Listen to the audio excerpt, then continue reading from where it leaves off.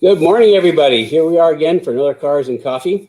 And if you're a car guy that wants to learn more about car stuff, tech, things that you won't find anyplace else, then you're in the right spot. I'm Kenny Brown, and for the next hour or so, I will try to share as much as I can from my extensive experience in professional motorsports and building great cars and answer your questions. Of course, you can always send in questions. So this morning, I gotta get back to page one. This morning, we're going to talk a little bit about April showers, seeing this is April. And during the Transformer Driving Experience workshop, we had some questions on brakes. And also, I think Rich has been getting some emails and questions on big brakes and wheels. So I'm going to talk about the things you need to look for if you're going to put big brakes on your car, what you have to be cognizant of with your wheels.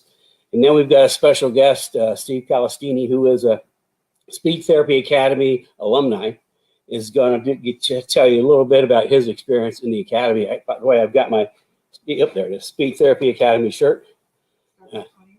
Pardon? Oh, it starts April 20th. And we'll talk about that more a little bit later on. Let's see, we've got some great questions this morning. If you're on YouTube, like, subscribe, click. I got that right. Facebook, like and share with your friends. If you think that I talk about things they'd be interested, please go ahead and share. And then also, like I said, if you got questions this morning, send them in. I'm curious how many people are with us this morning that were part of the Speed Transform Your Driving Experience workshop. Let me know, because it'd be nice to see you again. If you did not weren't able to make the Transform Your Driving Experience workshop, guess what? It's good luck. I mean, you're in luck, not good luck. You're in luck. We're going to play reruns all tomorrow, I believe. Sunday. Yeah, Sunday. All Sunday. And all you have to do is register. There should be a click somewhere that you can register. And you can see all the reruns 1 through 3. And then you'll also be able to see the bonus session we're going to have Monday night. So if you didn't catch it during the week, or you're busy, click on, going to run them all day tomorrow so you can see all 3. And then we're going to have another bonus session Monday night that you'll be able to see as well. So I see some questions, comments coming up that we had a great workshop. Yeah, I thought so. And like I say, I hope you guys enjoyed it and learned something, because that's the whole idea. Let's see. Let's move over through it. Done with page 1, on to page 2. Oh, art this month. Let's see, what do we got? This is another one of my favorites. I got so many cool. This is obviously a GT40 at Le Mans, and this is the one driven by Chris Amon. In fact, he signed it right there. And that's the one. It's kind of like, I won't go into the story, but it's kind of a weird story how that turned out. Henry Ford wanted a photo finish with the 3 cars, and the car that crossed the finish line first actually was not awarded the win, because it started 30 meters further down the track. So the car that was actually, I guess it was Ken Miles, didn't get the win because anyway, one car started 30 meters further on the track. So the good old French FIA decided that car went 30 meters more than the other cars. And you can look it up. It's kind of an interesting story, but it's a really cool piece. Another one of my Nicholas Watt pieces of art. Okay, we got some pretty good questions this morning. Let's see. I'm going to start with Alex. And say, I have a 2019 Camaro SS1 LE. So I can talk cars no matter what it is. If it's a car, we can talk cars. So I'm glad to see we've got some people other than Mustangs, because what I talk about with Mustangs is applicable to every car. And if you've got a different kind of car and you want to know a little bit more direction, just sign up for one of my 15-minute consults so we can chat about it. Anyway, he's got a 2019 Camaro SS1 LE, and he's looking to optimize stock class autocross. He said, should the factory 12-inch wheels work okay? Okay, that's a good question. Actually, sent me to do a little research. The way I view things is we use 18-inch wheels for racing because 98% of all race tires are 18-inch, and all the sanctioning bodies require 18-inch race tires.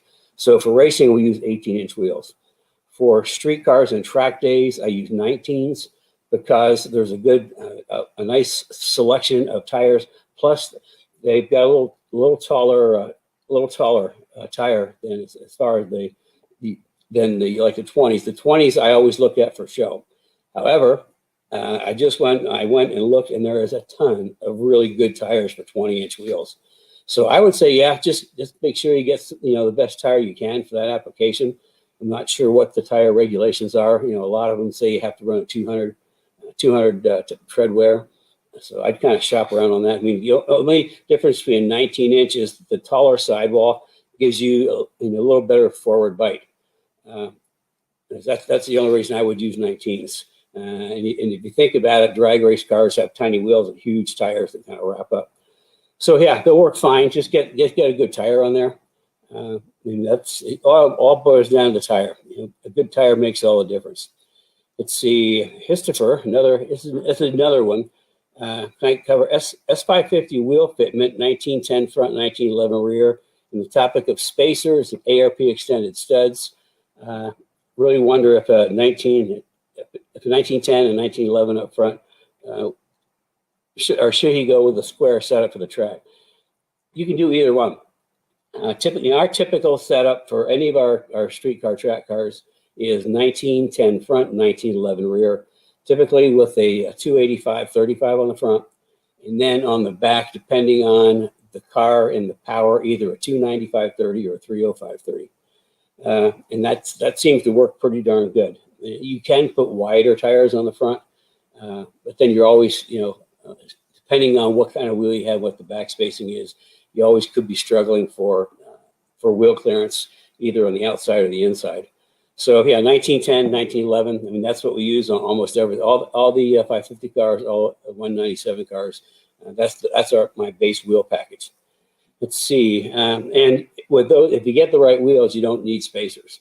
I know that for some wheels, you do have to add spacers. If you have to add a spacer that's more than 1/8 of an inch, you need to go to the ARP long studs, and they've got them, I think, in a couple different sizes. But you never want to have a situation where you screw the lug nut on and you don't have any threads on the studs sticking out. If that's the case, you need to get longer studs. Also, what we talked about in the workshop is if you're taking your wheels off and on a lot, put just a little bit of anti-seize on the threads. That does a couple of things. One, it's going to make the studs and the lugs last longer, because if you think about it, when you put a lug nut on, it's like steel on steel. So you put a little anti-seize on there, and it's a teeny bit of lubrication, and you also get a lot better torque value. You don't have to torque them quite as high. So yeah, and that way, if you take them on and off, then you're not going to wear out your lug nuts. Let's see, and then we're going to talk about wheels and big brakes here in a minute. Let's see, Ernie wants to know about identifying bolts. We did in the Transformer Driving Experience workshop, I talked a little bit, just a teeny bit about hardware, and I guess it was really good information for a number of people. So Ernie is asking that I do it again. So what I talked about is the hardware that we use for everything is called grade 8, and that's like Super Duty, and you can tell a grade 8 by see all the little marks on there. That is a grade 8 bolt. We don't use grade 5. I had to look to come up with a grade 5 bolt. The only grade 5 bolts we use are this little teeny one. And grade 5 has like 3. See the 3 little marks on there? That'd be a grade 5. The only one we use, this is for SN95 brake ducts, just to bolt them on, because there's no stress or strain. So, grade 5 is fine. If you have a bolt that has nothing on the head, throw it away. It's junk. Grade 5 works for most applications, but we use grade 8 just because it's super strong. The other thing that you kind of look at is, I like to use fine threads versus coarse. Okay, it doesn't go through very good, does it?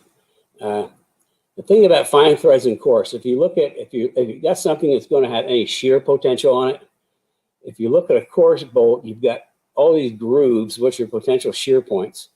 but you look at a fine bolt, and there's, the amount of shear points are less and shallower. So the potential, if this is in a spot where shear, potential shear, then you want to go to fine thread. And then we always use good old lock nuts, Nylock.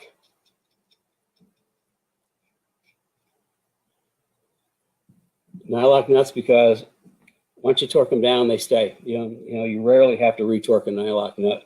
If you use it 3 or 4 times and it goes on really easy, throw it away and get another one. Now on the metric side, the equivalent to grade 8 is a 10.9. I think you can see that. That's the metric equivalent to 10.9. And there, as far as the fine and coarse thread, there's not the selection in metric that we find in standard bolts. We have to go with the thread size. That's pretty common.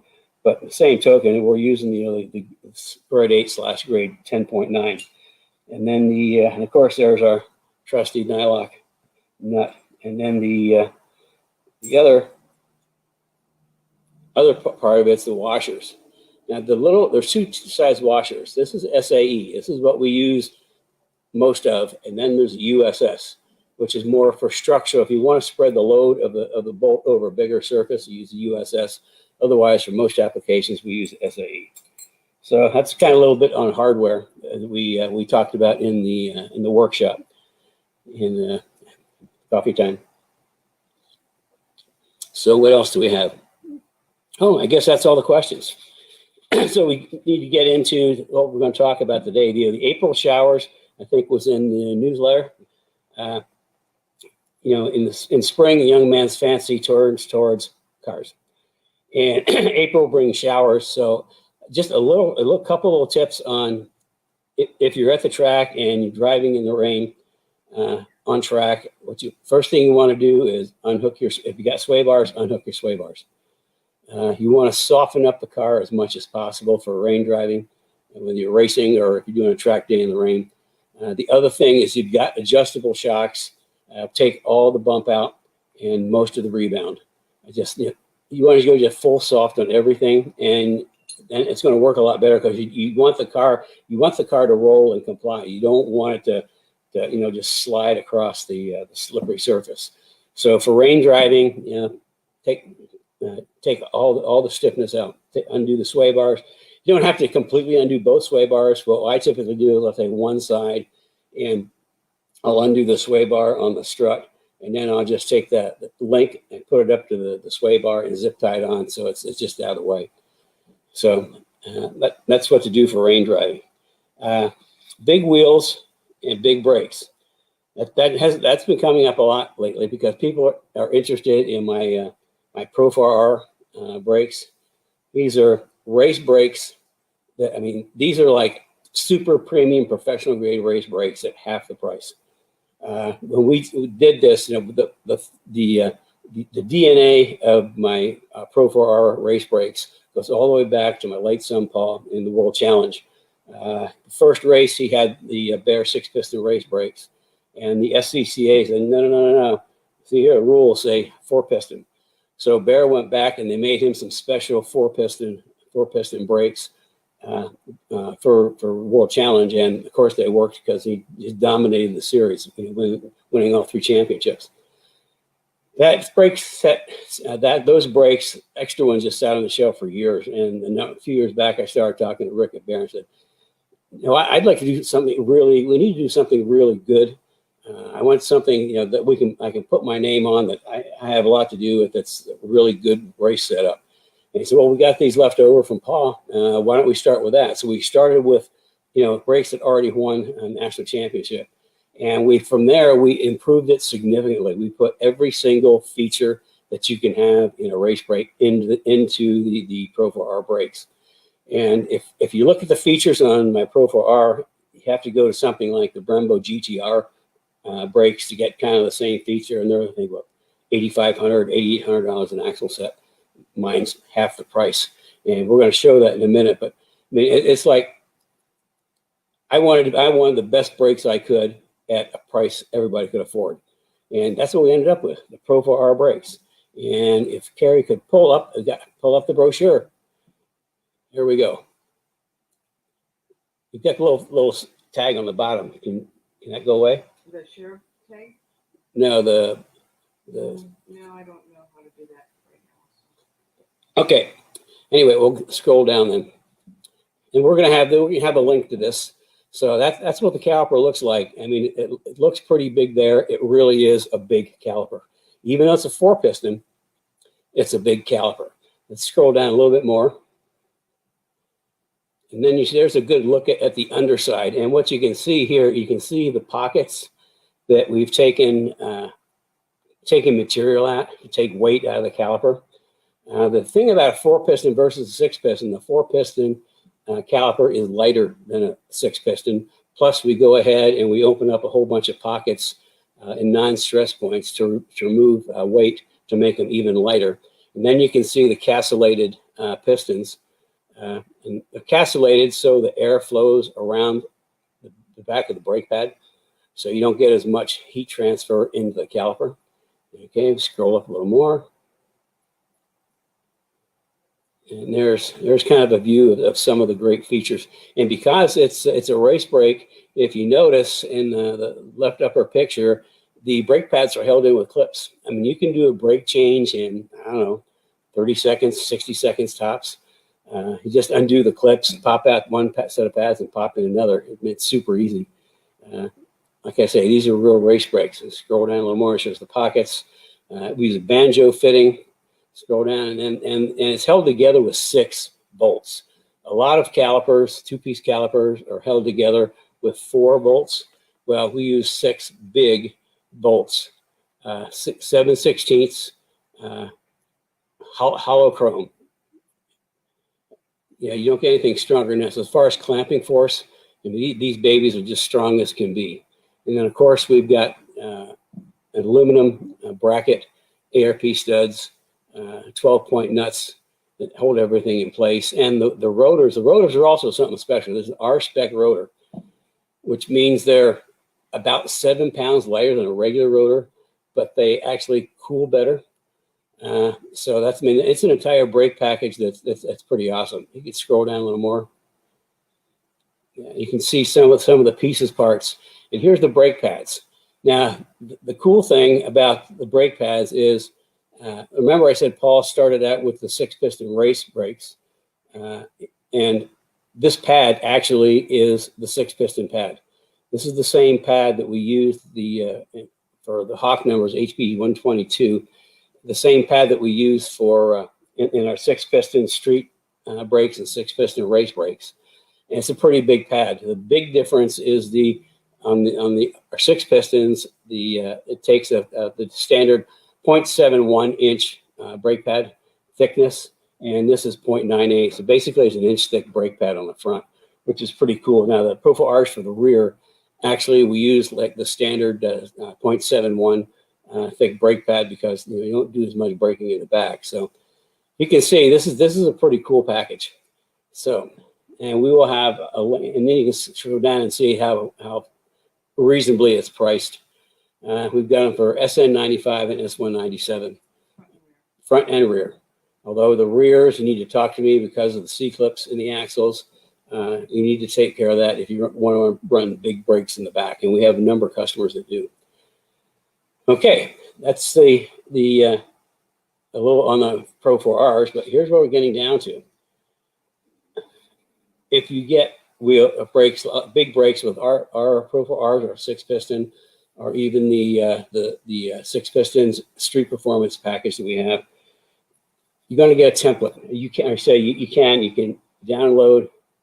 You get this. You download a template, and you print it off, and then I just stick it on a piece of cardboard that I had laying around, and I cut it out based off of. There's a little directions on how to cut it out based on your wheel center, and then you just place this. I guess I can see it, but you can't. You just kind of place that on the wheel like that. And if this part here, any part here hits the wheel, the spokes, or the outer edge, then the brake's not going to fit. You want to be sure you got plenty of room, and you got wheels that are set up for big brakes, and the template will help you figure that out. Yeah, template will help you figure that out. And I think we're going to put, aren't we going to put a link up to the template too, I think? Yeah, I think we have one. I sent it to you. Oh, you sent me the link? Yep. Okay, I'll send it off to Brad and he'll get it up. Okay. Yeah, I sent it to you when I sent the Okay. Yep, we'll get it up. It'll be a couple minutes. But okay. Yeah, we'll put the template up so you can see, get an example of what a template is. And that's really important if you're doing wheels. Okay, let's see, moving right along. Oh, Steve Callistini. We've got a little clip from Steve Callistini, which is pretty cool. Steve is alumni, graduate of the Speed Therapy Academy, and pretty smart guy. He's always had a passion for cars and racing. It goes back to his youth. When his dad had a repair shop, and he worked for a Ford dealership, and he got to drive like Boss 302s, and he was just enamored by it. He always wanted to be a Roger Penske, but life didn't turn out that way. He ended up going to aviation, and getting into aviation. He's been there since forever. But he already knew a lot about cars and performance. But when he took the academy, I think it really surprised him how much more he could learn. So I think I'm in charge, I think, of his clip. So let's hear what Steve had to say. Academy, just a little bit about it. It takes you into the head of a master race car designer, literally, and builder. And Kenny loves to share, and you get him going, and it just spills out information. So it's a lot of fun time just to ask questions, and it's just amazing what the man has in his head.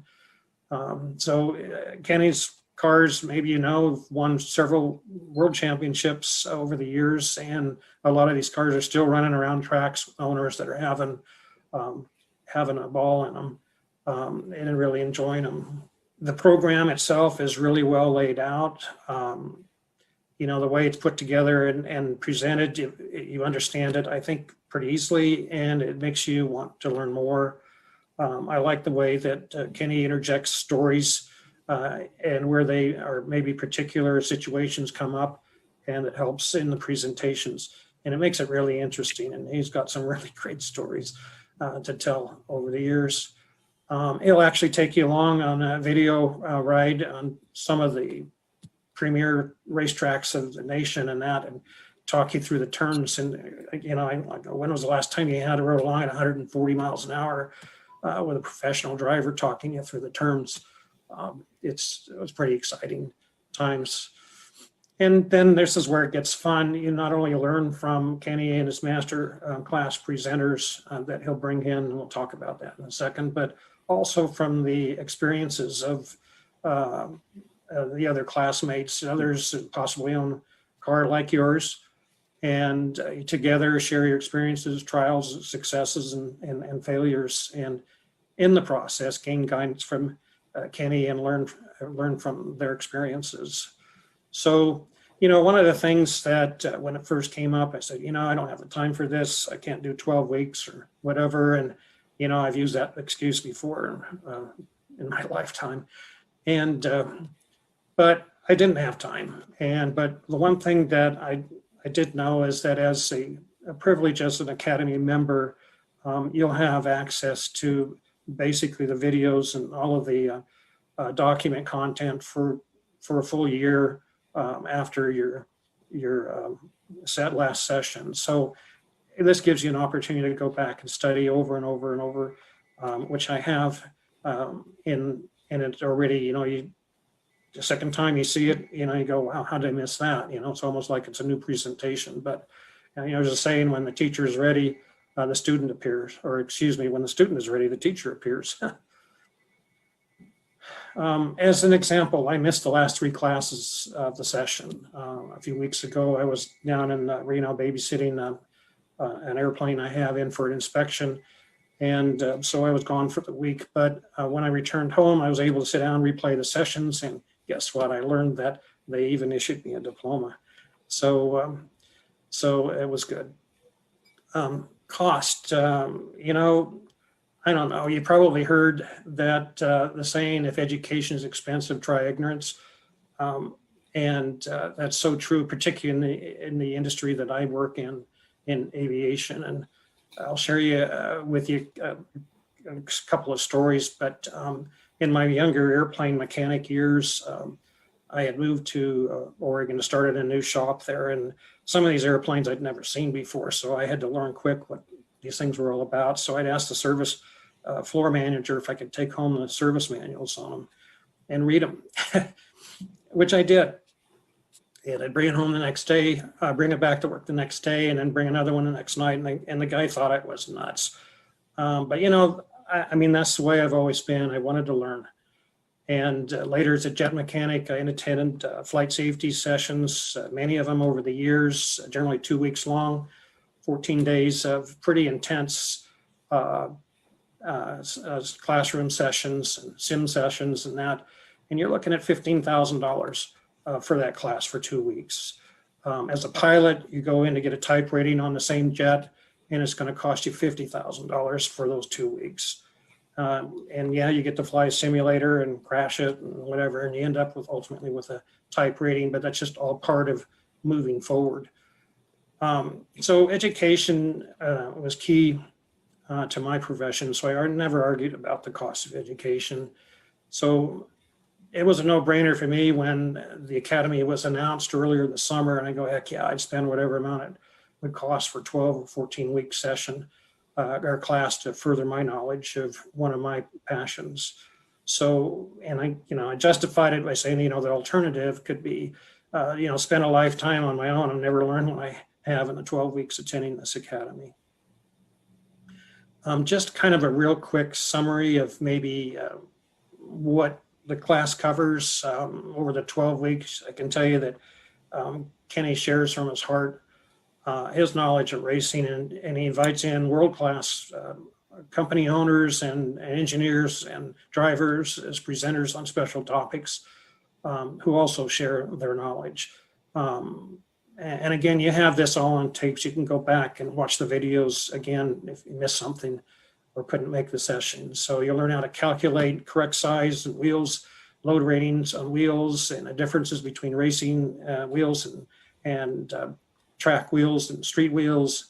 Learn about brakes that are ideal for your type of driving for your vehicle, what clutches work best for your type of driving for your vehicle, engineering cooling systems, whether it's radiators for your engine, coolant systems or transmission, or even rear differentials. Learn about aircraft and hardware. I've got 50 years experience with that hardware and I know it by part number pretty much. And hose is the same thing we use in aircraft, but we also use them in race cars. And so you'll get a session just on that. And a gentleman that comes in and does presentations on hoses and heat exchangers. You'll learn about driving techniques and how to set yourself in the correct sitting position in the car. And I mean, this is all important when he comes down to it. You go, wow, why didn't I think of that?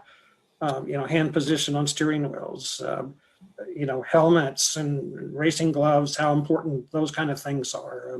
Where the correct shift points are in your track and the driving lines on different tracks. Hans, neck restraints, and particularly safety harnesses and the differences and why you don't want to use certain types. It gets into rollover protection for your car, different setups, chassis setups, discusses and talks about roll centers and suspension design. I mean, I can go on and on and on. Vehicle dynamics. I've got a wing on my car and a splitter, and I learned a lot about how to set that up for different track conditions and speed, and it's been very beneficial for me. Tire ratings, which is critical, types of tires that work best for the track, and all this is so you're not spending money on the wrong kind of equipment and maybe being unsafe. And one of the interesting things also is learning how to tune and troubleshoot your car while it's at the track. And that's information you're not going to get anywhere else. Nobody talks about that, and they're not going to share their knowledge. I can almost guarantee that. It's pretty protected and guarded in a lot of racing communities. So, and then there's a session on engine electronic tuning, which a lot of our newer cars, which have ECMs and that. Kenny brings in the master of tuning engines and that. This is the gentleman that wrote the book on it years ago. And then we get to setting up a race trailers, things that you never even thought of. But if you're running with a trailer, just the logistics of setting up a trailer in your pit area, and then all to set up manage logbooks for your car and for the racetracks. So again, there's so much I can go on and on. So yeah, I've removed a bunch of high dollar parts from my boss and added several of Kenny Brown's engineered components and systems. And guess what? The car's faster. It's way faster. Corner's better, and I'm having even more fun than ever with my son on the track. So it's been a fun journey. Here's my guarantee: is if you attend the class and pay attention, and I'd volunteer this, that you'll save at least the amount of tuition by learning what components that'll work in your car after installing them, or rather than installing high dollar components that are not going to work for your type of car or won't improve the handling or performance of your car one bit. So this is where this class, I think, really excels and performs. It gets you pointed in the right direction, and you'll have an opportunity for one-on-one guidance for your car specifically and what you want to do with it. If you're considering enrolling in this academy, if your passion's performance or track or just, maybe pure race cars even, and particularly if you own a Ford Mustang, I'd recommend highly enrolling and start having fun. Again, Kenny, one of the most respected performance and race car engineering car builders in the country, and here's an opportunity to get around and hear, understand what he knows. His cars, I was doing some research the other day. He's built several hundred cars over the years, and believe it or not, I mean, these cars are literally all over the world. And there's people out there that own these, and they're just having a great time with them. A lot of them are being tracked. A lot of them are just driven around to car shows and that. So here's your chance to get around, I think, an elite group of people and learn what few others in the world really know. Well, there we go. We thought that was a pretty good endorsement. And Steve really has improved quite a bit since he started the class. Not only improved his car, improved his driving. And he was actually the first of our Academy alumni to get on track with the new suspension. And it made him just a little bit quicker. Took 5 seconds off his best lap time. So, I mean, does my new suspension work? Of course it does. So anyway, that's a little bit on Steve. And the thing about the Academy is don't think that it's not for me, because I don't know very much, and feel stupid. That's why I'm doing this. So I can take you from not knowing much to knowing a lot.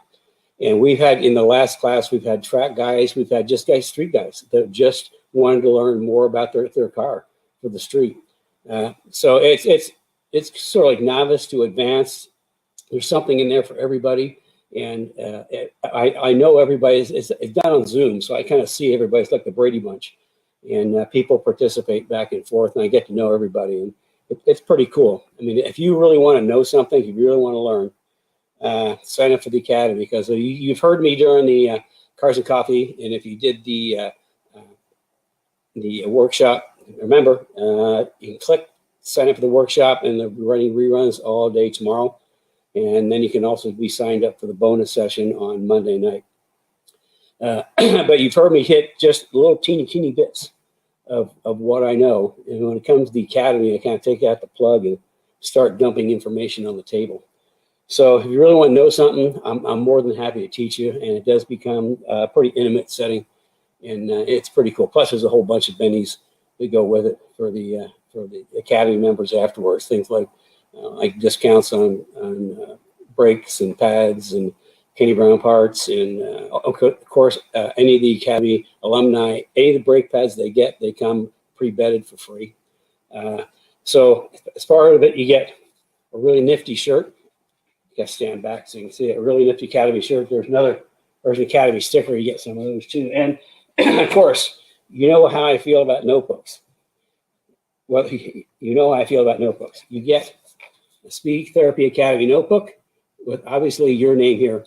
And then it comes with dividers and some graph paper and regular paper so that you can download. There's a lot of things that in the resource area that you can download and keep in your notebook for future reference. So I think any additional, if you want to know more, please feel free to call in and talk to Carrie. She's the mastermind behind this program. And I think I said before, initially I was really reluctant to do this. But you know, after we've been through the first Academy, I mean, it's pretty cool. I think she was a pretty smart lady to come up with this program. But call in, talk to her. She can talk to you about all the little bits and pieces. There's even a payment plan. There's nothing wrong with a payment plan. So did I miss anything? No, just I didn't tell you this, but we're going to be playing. If you enjoyed Steve's little interview, we're going to be playing some of just from the Speed Therapy Academy all week long, all weekend long. So you can just catch those on the Speed Therapy Society page or in the newsletter. So look out for the newsletter, and it'll be in there. It's really interesting comments. So it's a great group. It's such a great community. Yeah. So, you know what I didn't tell them? This is your part. Tell them what it costs and the options. They have to go through the workshop. Oh, you have to go through the workshop. Or click on the. Or click on the thing. It's a secret. But it is well worth it. And we have a number of people in the workshop that have signed up to, we're going to give away a scholarship, and a number of people have sent in their why they deserve a scholarship. So we'll be awarding a scholarship Monday evening. Mm-hmm.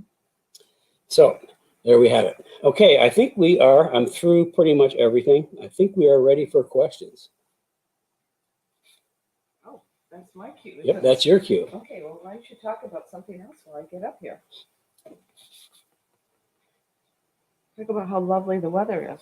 Yeah, well, it's going to rain today, which is good because I put grass seed down. So that's a good thing. Okay, so we have a number of questions, Kenny. Let's see. We have the first one is there a steering upgrade and or enhancement to the S197? I think he has no feedback in steering. S197, it depends. The 5 to 10s have hydraulic steering, and the 11 to 14s have the electric steering. There is, for electric steering, I believe there is a motorsport version, but if you're not getting much feedback, I would say that it might have something to do with your front suspension geometry, because in all my cars, you know, those who've been with me know I got 3 parts to my S197 suspension, only 3 components: rear grip kit, front grip kit, and springs and shocks. In the front grip kit, I know that there's plenty of feel. I mean, there's plenty of feedback, plenty of feel because of the geometry I introduced into that. So, I mean, I don't know if it's a hydraulic. I mean, we've had some customers build S197 race cars and go to hydraulic just because it's simpler. There is, I believe, there's an upgraded Ford Racing. Maybe they still have it. I don't know. But outside of that, I mean, you can improve your front geometry and get a whole bunch of feedback. And plus, it turns a whole lot better. Okay? Okay, here's a question, and it's outside my wheelhouse, so I'll read it. I'm curious if there's a KRC pump for the S197. I have one on my SN95 car and love the feedback it gives. You know, I don't know for sure because I've never used one. I know that we put one of those pumps on David's S197, but we put an all aluminum 408 Windsor stroker in that. I think you just have to check with KRC and see what they've got. I know they're great pumps. I got no problem with those if you can figure out how to get that on. That would be for the 5 to 10s. Okay, here we go. Let's see. This is from Jim Flattery. Will this work in cold temperature, cold tracks as well, soft on suspension? I'm not sure that was either when you're talking about the tires. I think or talking the about rain. Yeah, rain. In cold temperatures on trail, well, if it's too cold, I mean, the tires aren't going to work. But I mean, once you get your tires up to temperature, even if it's a cold day, typically what I do is on a cold day, I'll start out with a couple extra pounds cold pressures so that the tires come up to pressure quicker. But I typically don't make much away as far as suspension adjustments until, remember this, until after I've gone through a session, got my tire pressures exactly where I want them. And then if I need to make adjustments, I'll make adjustments after that. But the only thing I really do on a cool day is add a pound or two extra air for cold pressures. Okay. Okay. And then the next question that we have is from Dan.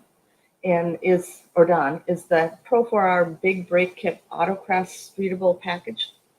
It's autocross. As far as streetable, I mean, that's something you'd have to make a decision because it's race brakes. It doesn't have any of the street stuff. So you probably would get some rattling either from the pads or the rotors. But we can come up with pad compounds that are, we got 20 different brake compounds that we have access to. So we can certainly put in there. And for autocross, we want to go down to a soft pad that has real quick initial bite. And we've got a really good pad for that. But yeah, I mean, as far as the street, yes, you can use it on the street. Is there potential for it to do a little rattling? Yes.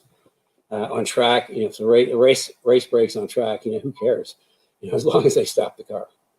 It's okay. Okay, the next one we have is from Rory. Rory is usually on Cars and Coffee every Saturday. So nice to see you, Rory. Even ever use I can't remember how that's pronounced, tubing brake lines, and if so, is it allowed on track? I think what that is, that's the copper lines that's flexible, that's brake pressure rated. I've never used them. We've had a customer too that has. We had a car come in here that they had it on it, and I was kind of concerned until we found out. I thought it was just plain copper tubing until I found out it was the special brake type copper tubing.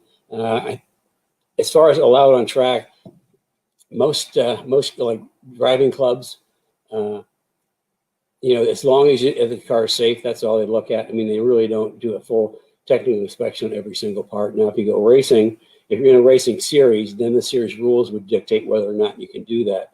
But I think the advantage of that is it's pretty easy to form and bend. But yeah, there is a good brake pressure rated copper. Okay, and we also have Don Etcher also has a question on C-clip eliminators for rear big brake kit. C-clip eliminators, no. You do not want to use those. C-clip eliminators are specifically for drag racing. We've got a couple of options for running big brakes in the back. First of all, it depends on how much movement you've got on the axles. Because the C-clips, in some, it's weird. Some cars have a lot of movement in the axles, some have very little. So it just depends. If you've got almost no movement, pushing the axle in and out, then you'd be okay for big brakes. The easiest remedy for that is we'll take the axle housing and chop off the ends, and we'll weld on there the ends for like a 4 9-inch rear end. And the thing about a 4 9-inch is the bearing actually presses onto the axle. The axle slides into the housing, and then there's a plate that goes on and holds it in place. That's like the easiest way to upgrade. And if you've got we've got a couple of guys who are like GT 500s that are concerned about the C-clips and all the horsepower they're running, and they're going upgrading to that. And of course, we have strange builds, custom 9-inch rear end for me. It's set up for road racing, set up for S197 and road racing.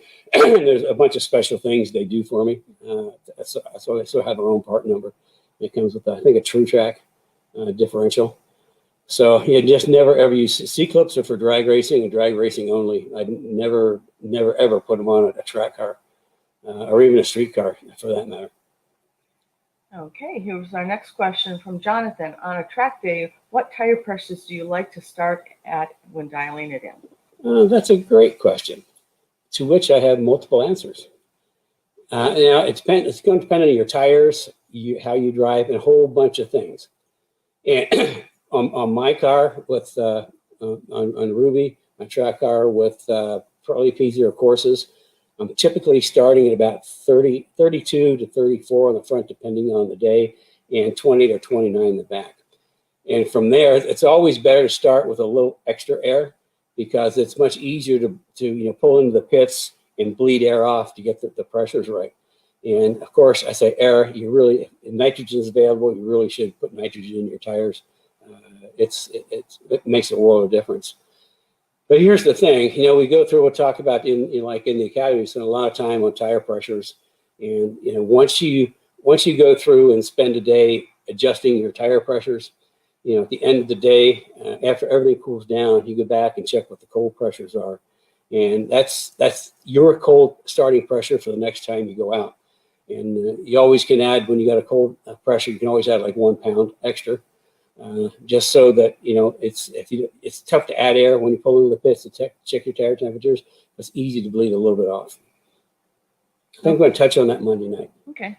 I also want to mention that Brad brilliantly was able to capture the brake template, and there's a link. If you look in the comments, there's a link there, and I think we'll also add it, if you're okay with it, we'll add it to the Speed Therapy Society Resource Center. If you're one of the Speed Therapy Society Facebook group members, there's a resource center, resource area in there where there's a whole bunch of documents. Kenny has his track set up, his car preparations sheets, tire temperature, alignments, all that stuff. Yeah, a whole bunch of stuff in there. And it's called Guides now, so the Facebook changed the name of it. So if you look on the Speed Therapy Society Facebook group page, under Guides, that's where all the resources are. Tons of resources for you that I'm willing to share. Yeah, and lots of tech tips and just lots of videos. So look there.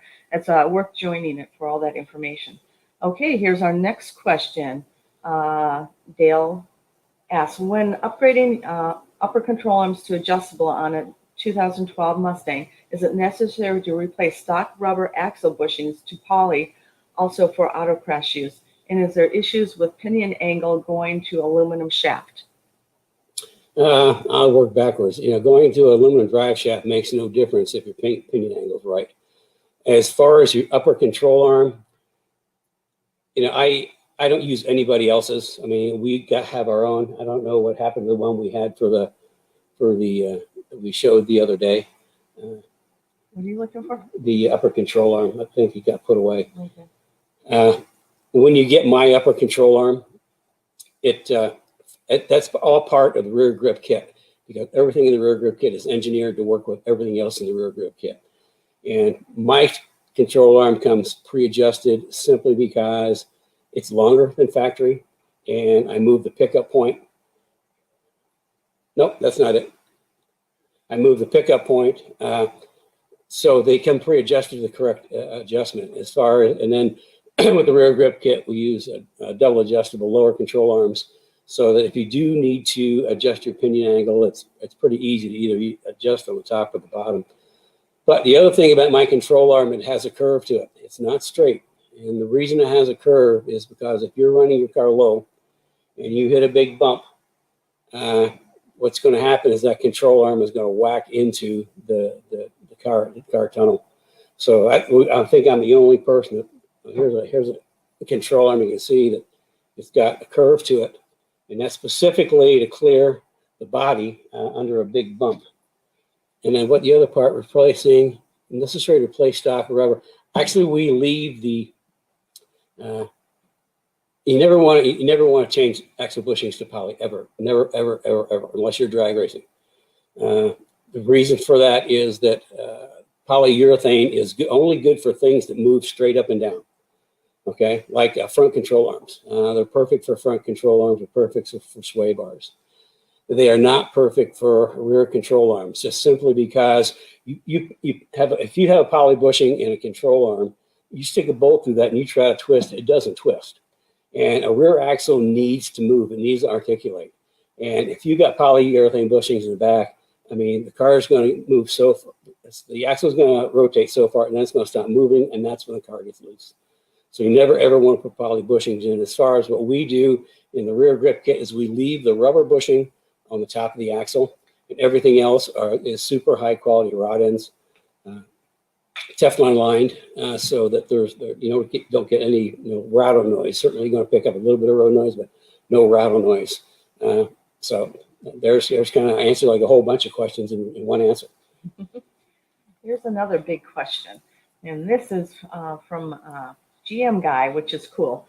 Question about brake cooling. It says Mustang. I thought he has a Camaro too. My Mustang, 99% track car. I put on traditional brake ducting. My Camaro, 90% street. I'm looking at the brake air scoops with the SS ducts from the bumper blowing air into the deflector, then in the inside of the rotor. What's your thoughts on these deflectors versus the hoses? Okay, if it's a street car, I mean, I have to go by your description because I've not seen one, so I'm not looking at it. Most of the time for street applications, the deflectors are pretty good. On track, they're not so good. I mean, on track, you really want to have brake ducts to keep your brakes cool. But I've seen like Porsche has been using deflectors on their cars for years, and their cars go both street and track. I mean, the real race cars they put brake ducts on. But I think they should, as long as air is getting to the eye of the rotor. You want air in the center of the rotor because rotors cool from the center out. So I would think it would be okay. Not seeing them, just guessing that if it's 90% street, it should be okay. And the 10% that's on track, just make sure you got really good brake rotors that'll take temperature. Okay, and I just want to really good brake pads that'll take temperature. And just so you can see that we do in the comments, we have the link to the brake template if you'd like that. Yeah, that kind of shows you that's just one sample. We also have it for our the Pro Plus, the Street Performance 6-piston setup, and then the Extreme Plus, which is the 6-piston, the heavy duty 6-piston street setup. Here's our next question. Does Kenny have a preferred rear differential for Mustang? Does that diff preference change for autocross versus road race? No, we use Torsons. I mean, we've been started using Torsen in '99 with the Cobras, and we've been using them ever since. One thing we run into is there's a couple of different kinds of Torsons. You've got for my rear suspension, you have to use the better one because in just the base Torsen, what happens is we take all the numbness comes out of the rear suspension, and under braking, in some instances, the diff doesn't know because it's torque sensing. It doesn't know where the torque needs to be. It keeps switching it back and forth, which first happens, it's unnerving, but you kind of get used to it. The better Torsons, that doesn't happen. But yeah, we use Torsen for everything. And torque sensing, because you need, think about torque sensing, there's no clutches, there's a whole bunch of worm gears that run around in a circle, and it will direct engine torque to the tire that has the most grip, and proportionally, if you got, so I use Torsen for everything.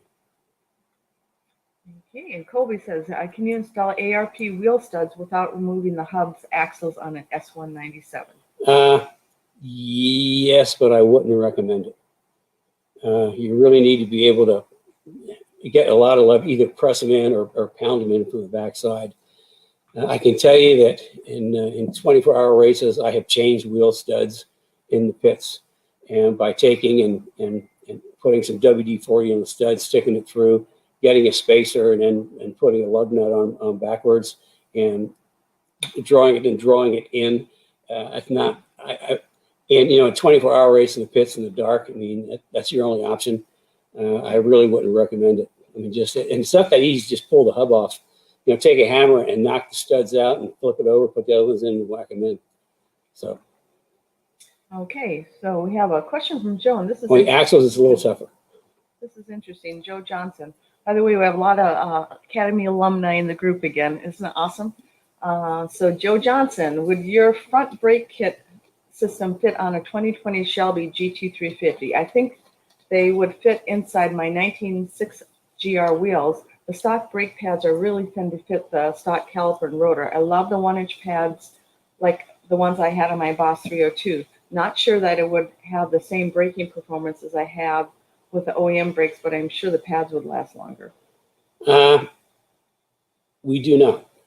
Is it something you can? It's something I can check into, though. I can check with Bear and see what the possibility would be. Because that would be good. If we did that, it'd probably be on a 15-inch rotor, though. It wouldn't be on 14s.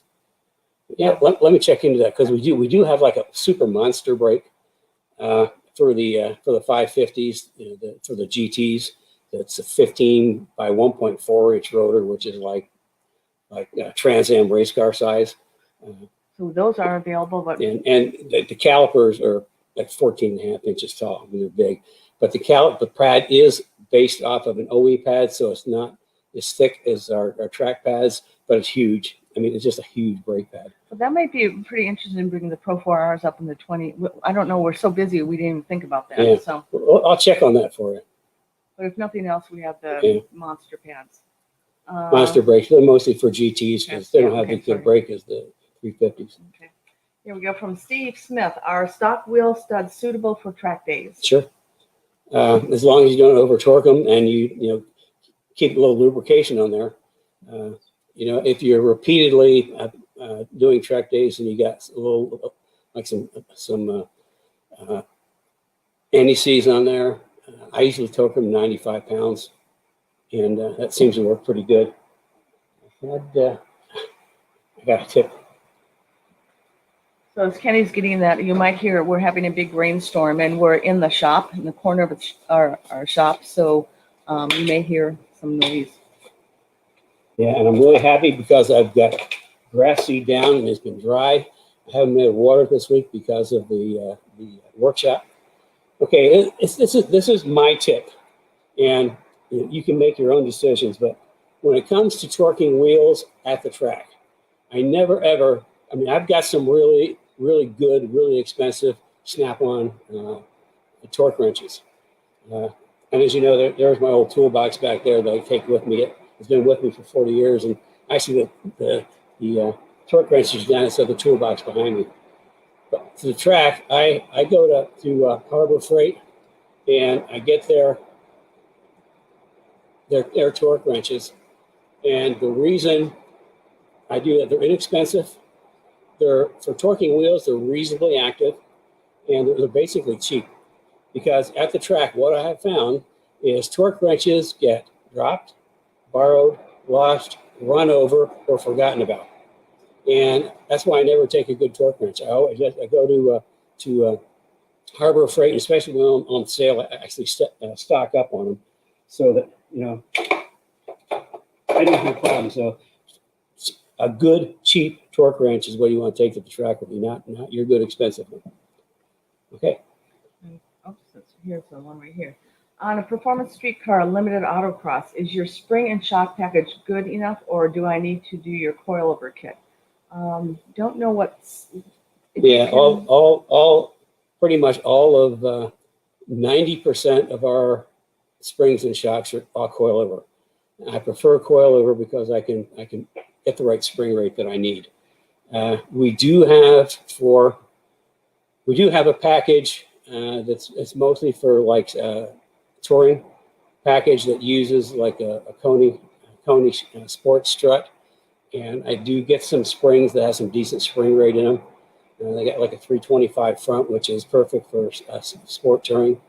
But you always need to match shocks and springs, and that's something we go into great depth in the academy, matching the spring rate and shocks. But it's something I think that might be worth signing up for a 15-minute consult with me, and I can kind of talk you through that and see what you're looking for, what you need to do, and what might be your best options. So if you're wondering how to sign up for a 15-minute consult, look in the comments here, and Bridget will be posting a link to the 15-minute consult with Kenny. It shows a schedule, and you can pick a time when he's available.